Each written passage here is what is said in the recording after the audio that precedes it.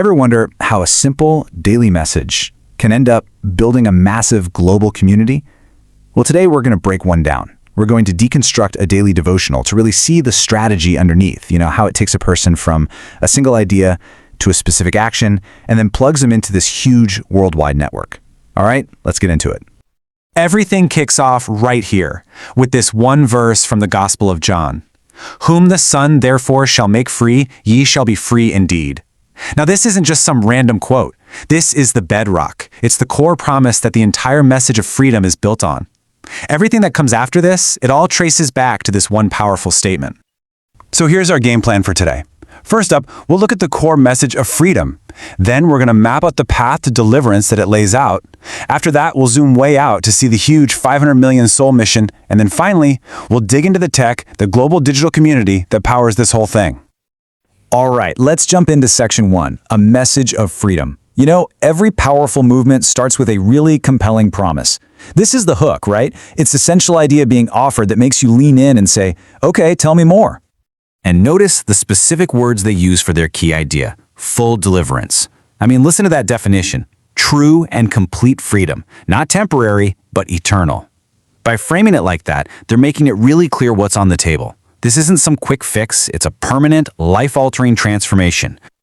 So to make that big, abstract promise of full deliverance feel real, they immediately bring it down to earth. They connect it to these universal human struggles, fear, sin, and that feeling of being held down by some kind of oppressor.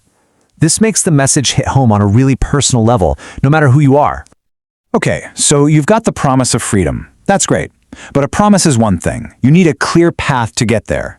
And that brings us to section 2, the path to deliverance. This is where we see how a belief gets turned into an actual, concrete action.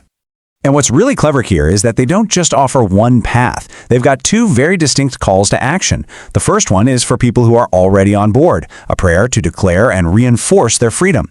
The second one is a path for newcomers, a prayer for salvation. It's smart because it covers all their bases. And for new converts, look how they lay it out. It's not this vague suggestion to just pray. Nope, it's a clear 4-step recipe.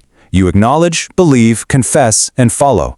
And see how each step is backed up with a specific Bible verse? That gives it a sense of authority and makes the whole process feel safe, guided, and really simple to follow. Now, this is a crucial step. What happens the second after that prayer? You're not just left hanging. You're immediately offered a free ebook. This is a classic move, and it's super effective. It gives you instant value, starts answering your questions, and, most importantly, it's the very first step in pulling a new person deeper into the organization's world. Okay, and this is where the camera pulls way, way back. We're shifting from one person's private journey to something so much bigger. Welcome to section 3, the 500 million soul mission. And just look at that number. 500 million. Putting the number out there, plain and simple, gives you this incredible sense of scale and ambition. It completely reframes that personal decision to pray.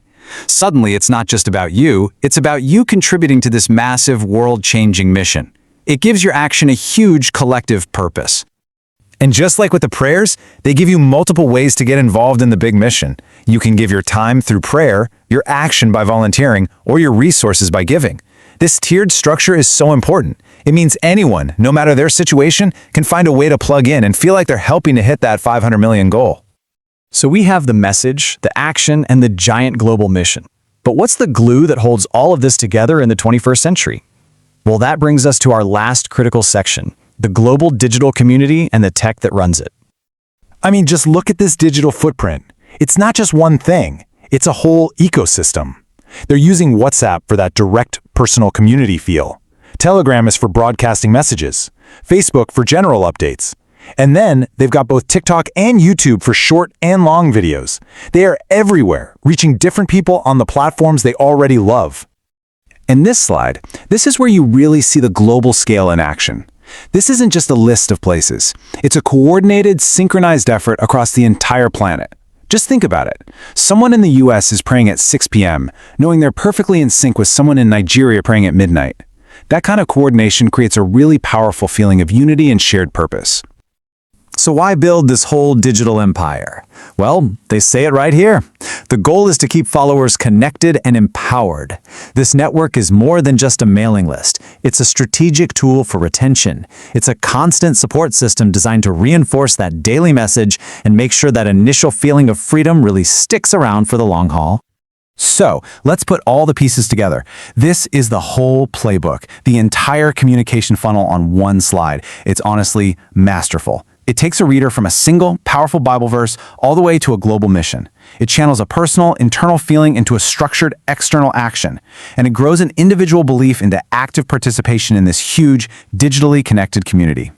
And the whole thing is wrapped up with this powerful final thought. This adds a real sense of urgency and ultimate purpose to everything. All those actions we just talked about, the prayers, the mission, the community, they're not just for today. They're framed as preparation for a huge future event. It's an incredibly motivating way to end, giving everything that came before it an even bigger context. Which leaves us with this big question. Right? What we've really looked at today is a fascinating case study in how to build a community.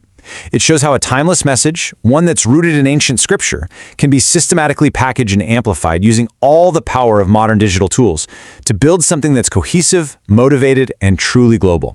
Definitely something to think about. Good day, beloved. Thank you for watching. If this kingdom message has blessed you, please like, comment, and share with someone today. Stay connected with God's servant David Felix Nwefulu by subscribing for more daily kingdom inspirations and turn on your notification button so you do not miss a word that strengthens your faith. God bless you.